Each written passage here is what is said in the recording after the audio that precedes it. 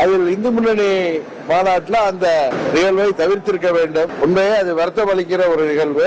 நீங்க கேட்பீங்க, அங்க முன்னாள் அமைச்சர்கள்லாம் இருந்தாங்களே, அவை நாகரிகம் கருதி ஒரு சபையில போயிருக்காங்க, ஒரு நாகரிகம் கருதி அமைதியா இருந்துட்டு வெளியில வந்துதான் முன்னாள் அமைச்சர் ராஜேந்திர பாலாஜி உங்களை சந்தித்த போது அதுக்கு கண்டனம் தெரிவிச்சிருக்கிறார்.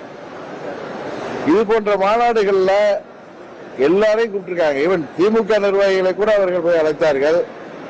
அப்படி அழைத்து விட்டு இன்றைக்கு இங்க அது போன்ற ஒரு படக்காட்சியை காண்பித்தது உண்மையிலேயே கண்டனத்துக்குரியது. அரசியல் மாநாடாக இல்ல,